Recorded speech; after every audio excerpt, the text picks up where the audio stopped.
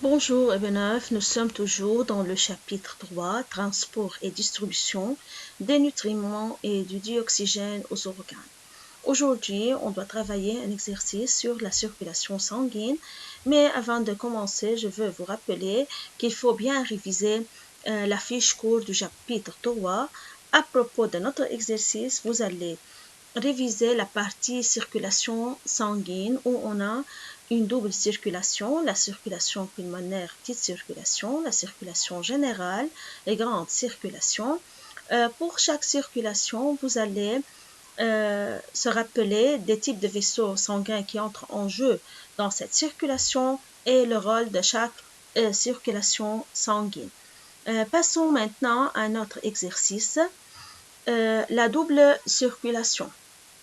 Comme d'habitude, vous allez avec le marqueur marquer les verbes d'action sur lesquels on doit travailler. Dans la partie A, en se référant à ce document, nommer. Donc, vous allez nommer en se référant au document les cavités du cœur, les vaisseaux sanguins qui conduisent le sang en dehors du cœur, les vaisseaux sanguins qui conduisent le sang vers le cœur. Partie B, expliquer l'importance de chacune de ces deux circulations concernant les échanges gazeux.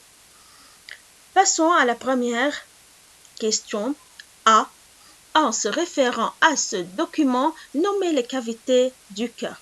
Donc, s'il vous plaît, regardez bien le document. Dans ce document qui montre les deux types de circulation, la petite circulation et la grande circulation, ce document représente encore pour les cavités du cœur. Vous allez bien lire la légende.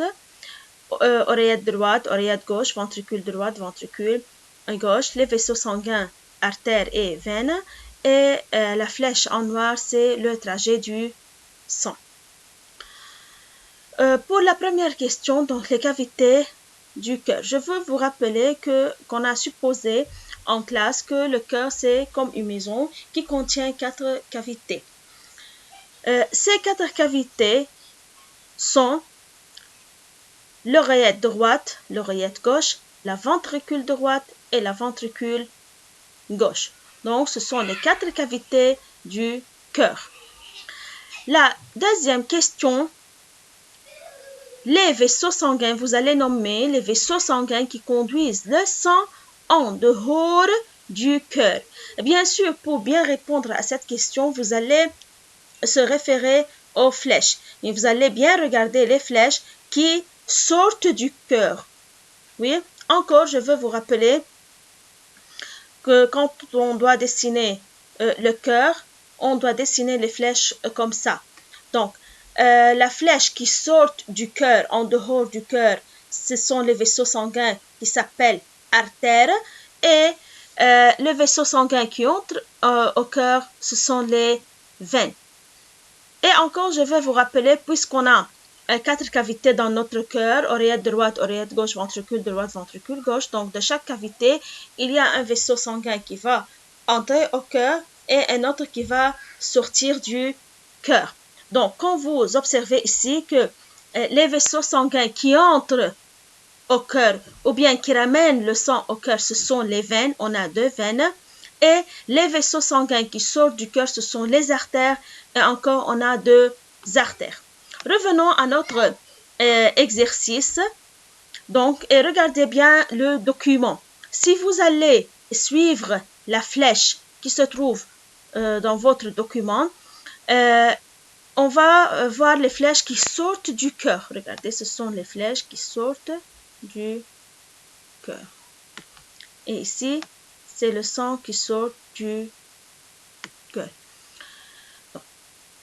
Le vaisseau sanguin par lequel le sang sort de la partie gauche, c'est l'artère aorte.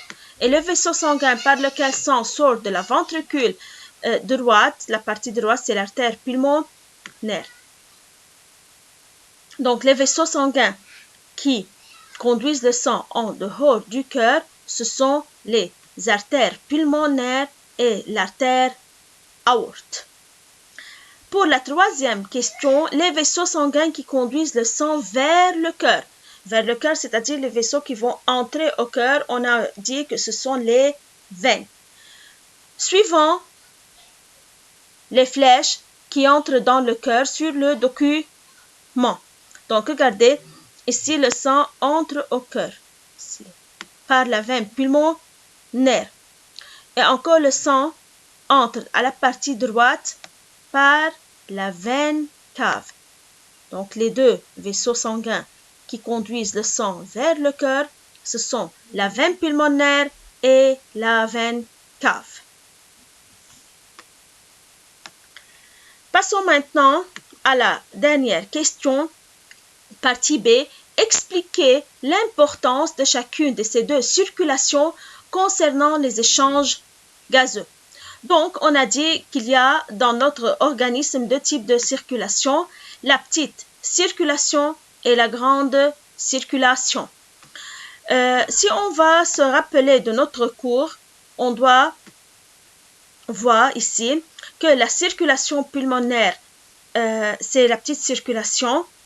Elle se fait entre l'artère pulmonaire et les veines pulmonaires. Son rôle est de charger le sang en dioxygène et éliminer le CO2.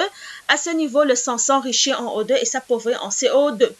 La circulation générale, qui est la grande circulation, elle se fait entre l'artère aorte et les veines caves. Dans ce cas, le sang s'enrichit en CO2 et s'appauvrit en O2.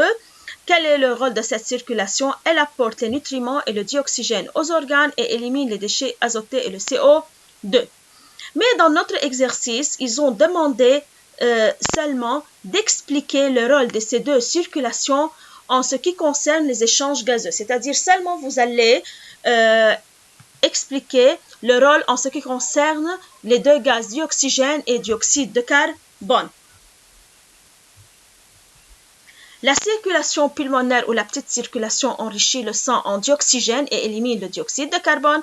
Et la circulation générale, qui est la grande circulation, apporte aux organes le dioxygène et prend le dioxyde de carbone.